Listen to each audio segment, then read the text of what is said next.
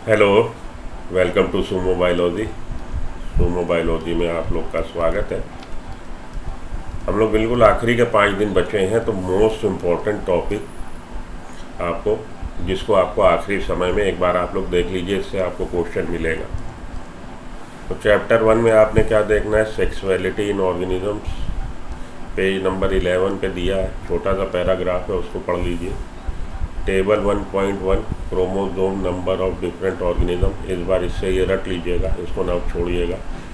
Chromosome number different organism, इससे related वो question बना सकते हैं कि किस में आप अरेंज करिए असेंडिंग क्रम डिसेंडिंग क्रम में, किस में क्रोमोसोम नंबर जाता है। या आपको हैप्लॉइड सेल का दे दिया उन्होंने, हैप्लॉइड सेल का बताइए कितने क्रोमोसोम होंगे, या डिप्लॉइड सेल का दे दिया कितने क्रोमोसोम होंगे फलाने में ढिमकाने में। तो इसको आप अच्छे से देख लीजिए। जाइगॉट से रिलेटेड जो पॉइंट है, जाइगॉट कनेक्टिंग लिंक है बिटवीन नेक्स्ट जनरेशन 2 जनरेशन के बीच में। जाइगॉट डिप्लॉयड स्ट्रक्चर है, फर्टिलाइजेशन के बाद बनता है। जाइगॉट एल्गा वगैरह में, एल्गा में और फंजाई में आप देखेंगे जाइगोस्पोर बनता है। तो ये सारी बातें जो हैं जाइगॉट से रिलेटेड पेज नंबर 15 पे जो दिया। सेक्सुअलिटी इन ऑर्गेनिज्म पेज नंबर 11 पे जो पैराग्राफ दिया और जाइगॉट से, ये आपको इतना आपको पढ़ लेना है, इससे आपको क्वेश्चन मिलेगा चैप्टर नंबर 1 से। ये मेरी प्रिडिक्शन एक तरह से जो पास्ट एक्सपीरियंस जो है उसके हिसाब से बता रहा हूँ आपको। चलिए चैप्टर 2 पे आइए। चैप्टर 2 पे एपोमिक्सिस एंड पॉलीम्ब्रॉयनी से इस बार आपको क्वेश्चन आना चाहिए, और आउटब्रीडिंग डिवाइसेस से आना चाहिए। पॉलिनेशन इनका बड़ा फेवरेट रहता है पॉलिनेशन को, लेकिन पॉलिनेशन चल रहा पिछले 2-3 साल से लगातार, इससे क्वेश्चन आ रहा। तो इस बार पॉलिनेशन से रिलेटेड क्वेश्चन की उम्मीद मेरे को कम दिख रही है। और माइक्रोस्पोरोजिनेसिस और मेगास्पोरोजिनेसिस, इसको भी ये लोग बहुत देखते हैं, इसको भी बहुत पसंद करते हैं इससे क्वेश्चन बनाना। लेकिन ऑलरेडी इनसे काफ़ी क्वेश्चन आ चुके हैं पिछले 2-3 साल में। तो जो छूटा हुआ है कह लीजिए, या जो जिस पे गुंजाइश बनती है, आउटब्रीडिंग डिवाइसेस पे गुंजाइश बनती है, और एपोमिक्सिस और पॉलीम्ब्रॉयनी पर गुंजाइश बनती है। तो इसको आप एक बार देख लीजिए, इससे क्वेश्चन मिलना चाहिए। चैप्टर 3 पे आते हैं। चैप्टर 3 की अगर हम लोग बात करें, accessory glands in male, human reproduction की बात अब करने जा रहे हो। ह्यूमन रिप्रोडक्शन आप लोग बहुत दिल लगा के भी पढ़ते हो, इंटरेस्टिंग लगता है आप लोग को, लगता है आगे भी काम आएगा, काम आता भी है। तो ह्यूमन रिप्रोडक्शन अच्छे से पढ़ लीजिए। और इसमें एसेसरी ग्लैंड से रिलेटेड, क्योंकि ये पाथ, वो तो एक तो स्पर्म का पाथ बहुत बार पूछ चुके हैं, और स्पर्म का पाथ पूछने का वो रहता, उनका भी फेवरेबल ये रहता है। तो स्पर्म का पाथ अगर आप याद करें तो आप तीनों में याद करिएगा। फ्रॉग में भी याद करिएगा, कॉकरोच में भी याद करिएगा, और ह्यूमन मेल में भी याद करिएगा। तो तीनों को याद करिएगा, तब आपका काम बनेगा। ठीक है जी। फ्रॉग में भी, कॉकरोच में भी, और बल्कि आपका ये अगर इसका अगर आप देख रहे हैं तो अर्थवॉर्म में भी आप देख लीजिए। खैर वो तो इम्पॉर्टेंट है ही है। लेकिन इस चैप्टर में अगर आप देखें तो एसेसरी ग्लैंड से रिलेटेड क्वेश्चन इस बार आ सकता है आपको। ह्यूमन स्पर्म स्ट्रक्चर को ध्यान से पढ़ लीजिए, उसकी फंक्शनिंग कैसे वो एंटर करता है, एग्रोसोम में कौन कौन से एंजाइम्स हैं, वो कैसे काम करते हैं, क्या क्या, जोना पेलुसिडा को डाइजेस्ट कौन करेगा, करोना रेडिएटा को, ये सारी बातें फोकस कर लीजिएगा। और ये बातें आपको उसमें नहीं मिलेंगी अपनी एनसीईआरटी में। तो इसके लिए थोड़ा सा आपको ट्रूमैन बायोलॉजी को पढ़ना पड़ेगा। तो ट्रूमैन बायोलॉजी में डिटेल में दे रखा, अच्छा दे रखा, आप चाहो तो उससे कंसल्ट कर सकते हो। Human sperm structure and functioning, जब एंटर करता है तो कैसे क्या क्या रिएक्शन होते हैं। जो main feature of embryonic development at various months, ये वाला इससे इस बार क्वेश्चन आएगा डेफिनेटली, आप देख लेना। ये मेरी प्रेडिक्शन है, main features of embryonic development at various month, इसको भी आप देख लीजिए। क्वेश्चन नंबर, ये चैप्टर नंबर 4 में आ जाइए। चैप्टर नंबर 4 में एमटीपी से रिलेटेड क्वेश्चन इस बार आना चाहिए, एमनियोसिंथेसिस से रिलेटेड आना चाहिए, और आर्ट से तो एक आता ही आता है। हालांकि आर्ट ये पिछले 2-3 साल से लगातार आ रहा, लेकिन फिर भी आर्ट उनका एक बहुत, और इस चैप्टर का बहुत हैवी वेट टॉपिक है, बहुत छोटा सा टॉपिक है, लेकिन बहुत कॉन्सेप्चुअल टॉपिक है।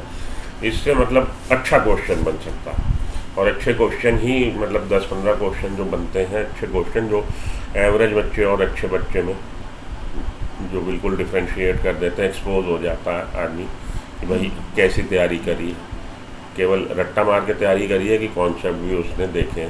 तो 8 की गुंजाइश बनती है, 8 पढ़ लीजिए, एमनियोसेंटेसिस और एमटीपी पढ़ लीजिए। चैप्टर 5 पे आते हैं। चैप्टर 5 की बात करें, बहुत बढ़िया है ये भी आपका, और फेवरेबल उनका इससे क्वेश्चन आता है। सेक्स डिटर्मिनेशन का मैकेनिज्म जो है, XXXY type, XXXO type. Haploid diploid पे इस बार फोकस करिए। हैप्लॉइड डिप्लॉइड मैकेनिज्म जो अपनी हनी बी का है उस पर फोकस करिए, और ड्रोसोफिला पे फोकस करिए।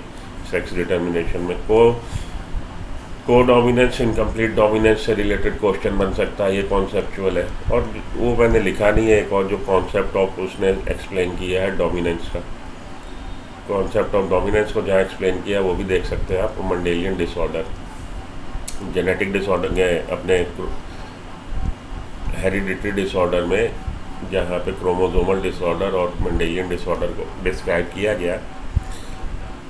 क्रोमोसोमल डिसऑर्डर तो पिछली 2-3 बार से पूछे जा चुके हैं, इस बार मेंडेलियन डिसऑर्डर को फोकस कर लीजिए। मेंडेलियन डिसऑर्डर में आपके सिस्टिक फाइब्रोसिस वगैरह है, और फिनाइलकीटोनूरिया है, और आपका ये अपने हीमोफीलिया और कलर ब्लाइंडनेस। तो मेंडेलियन डिसऑर्डर से गुंजाइश बनती है। सेक्स डिटर्मिनेशन में हैप्लॉइड डिप्लॉइड मैकेनिज्म, ऐसे तो आपको सारे पढ़ने हैं। को इनकम्प्लीट डोमिनेंस, को डोमिनेंस, देखिए लिंकेज से तो पिछली 2-3 बार से क्वेश्चन आया, 2-3 बार से लिंकेज से क्वेश्चन आ रहा, इसलिए मैंने लिंकेज नहीं लिखा। हालांकि लिंकेज भी बहुत इंपॉर्टेंट टॉपिक है, लिंकेज से क्वेश्चन बराबर आया। तो लिंकेज को आप एक बार को, हालांकि फिर से लिंकेज से आ सकता है बड़ा, क्योंकि वो टॉपिक ऐसा है लिंकेज। तो जी, सेक्स डिटर्मिनेशन, को dominance, incomplete dominance, Mendelian disorder, ये चैप्टर 5 से आपने फोकस कर लेने। चैप्टर 6 की जहाँ तक बात करें, genetic code, replication, genetic code किसने डेसिफर किए थे, जेनेटिक कोड की फंक्शनिंग क्या है, जेनेटिक कोड के सेलिएंट फीचर क्या है, रेप्लिकेशन, डीएनए रेप्लिकेशन का मैकेनिज्म, डिफरेंट एंजाइम्स और डीएनए फिंगरप्रिंटिंग। डीएनए फिंगरप्रिंटिंग में आप लोग बहुत परेशान होते हो, परेशान होने की ज़रूरत ही नहीं। देखिए डीएनए फिंगरप्रिंटिंग किस पे काम कर रही है, क्या बेसिस है। डीएनए फिंगरप्रिंटिंग के स्टेप्स याद रख लीजिए। फिंगरप्रिंटिंग के स्टेप्स, फिंगरप्रिंटिंग का बेसिस क्या है, बेसिस इन द सेंस कि भाई VNTR क्या है, रिपीटिटिव डीएनए क्या है। और एलेक जेफरी ने किसको टारगेट किया था, माइक्रो सैटेलाइट को किया था कि मिनी सैटेलाइट को किया था। ये सारी बातें इन्हीं से क्वेश्चन आपको मिल जाएगा। पॉलीमॉर्फिज्म क्या है, तो ये सारी बातें पढ़ लीजिए। अगर आपको डीएनए फिंगरप्रिंटिंग नहीं आ रही है, मेरा रिकॉर्डेड लेक्चर देख लीजिए, यूट्यूब पे आपको मिल जाएगा। चैप्टर 7 पे आइए। चैप्टर 7 में एडेप्टिव रेडिएशन पढ़िए, क्या कॉन्सेप्ट है। बायोलॉजिकल इवोल्यूशन वाला पढ़ लीजिए, थोड़ा सा, बहुत लंबा नहीं है, उससे रिलेटेड एक्सपेरिमेंट पढ़ लीजिए। Natural selection, brief account of evolution, इसको पढ़िए, मिलना चाहिए क्वेश्चन आपको। चैप्टर 8 में इस बार आपने क्या पढ़ना है, 8 से रिलेटेड क्वेश्चन आएगा। ड्रग से तो एक आता ही आता है, इम्यूनिटी को पढ़ना। AIDS, drug, immunity, okay. Chapter 9 में आइए, plant breeding, animal breeding. Plant breeding के स्टेप्स, जर्म प्लास कलेक्शन क्या है भाई, कैसे आप स्क्रीनिंग करेंगे, कैसे आप इवेलुएट करेंगे कि progeny is better than their parents, ये सारी बातें, कॉन्सेप्ट समझिए। एनिमल ब्रीडिंग में, एनिमल ब्रीडिंग, आउट ब्रीडिंग क्या है, आउटसोर्सिंग, ये सब पढ़िए आप क्या है। आउट ब्रीडिंग क्या है, क्रॉस ब्रीडिंग क्या है, इन ब्रीडिंग क्या है, इन ब्रीडिंग डिप्रेशन क्या है, वही सब आप फोकस करिए। चैप्टर 10 सीवेज ट्रीटमेंट से रिलेटेड क्वेश्चन 100% इस बार आपको आने जा रहा है। सीवेज ट्रीटमेंट पढ़ लीजिए ध्यान से। बायोगैस प्लांट से मिल सकता है, और microbes and bio control agent मिल सकता है। चैप्टर 11 में PBR 322, ये क्वेश्चन बिल्कुल आपको वहाँ रखा मिलेगा, PBR 322 से रिलेटेड। PBR 322 में कौन से ऐसे एंटीबायोटिक रेजिस्टेंस के लिए जो जीन है, जो सिलेक्टिव मार्कर की तरह कर रहे हैं काम, कौन से हैं, उनमें किन रिस्ट्रिक्शन एंडोन्यूक्लियस की साइट है, ये सारी बातें आप ध्यान से देख लीजिए, समझ लीजिए। How can you differentiate between transformant and non transformant, समझ लीजिए। तो इसको आप अच्छे से समझ लीजिए। PBR 322 के स्ट्रक्चर को किसने प्रपोज किया था, कितने वो न्यूक्लियोटाइड से बना है, सारी बातें आप PBR 322 को अच्छे से एक्सप्लोर कर लीजिए। अगर नहीं मिल रहा तो मेरा रिकॉर्डेड लेक्चर PBR 322 का देख लीजिए। ऑब्टेनिंग फॉरेन प्रोडक्ट देख लीजिए, PCR देख लीजिए, इससे आपको ये मिलना चाहिए। BT कॉटन चैप्टर 12 में कि कैसे हम लोग अप्लाई कर सकते हैं अपने बायोटेक को, कैसे हम अपने एप्लीकेशन उसके कर सकते हैं अपने इम्प्रूवमेंट के लिए, लाइफ के वेलफेयर के लिए, उसमें क्या क्या हम कर सकते हैं। तो बीटी कॉटन, उसमें जो आपने डिजीज़ रेजिस्टेंस वैरायटी बना दी है बीटी कॉटन, या जेनेटिकली इंजीनियर्ड इंसुलिन को आप पढ़िए और बीटी कॉटन को आप पढ़िए। आरएनए इंटरफेरेंस तो कई बार आ चुका है, इस बार आरएनए इंटरफेरेंस की मुझे उम्मीद कम दिख रही है।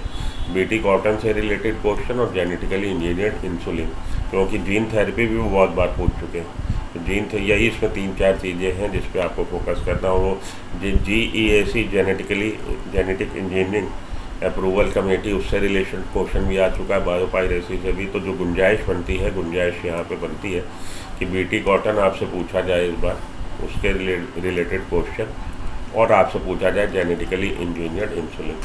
तो उम्मीद करता हूँ कि ये सेशन आपको पसंद आया होगा। 13, 14, 15, 16 का इकोलॉजी का मैं अलग से आपको देने जा रहा हूँ शाम तक, कि उसमें आपने क्या पढ़ना है।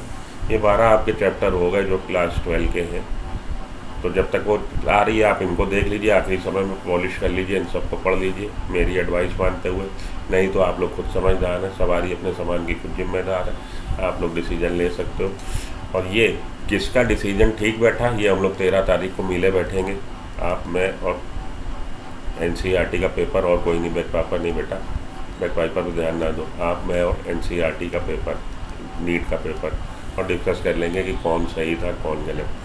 तो मिलता हूँ ब्रेक के बाद। Till then good luck, goodbye, have a nice day.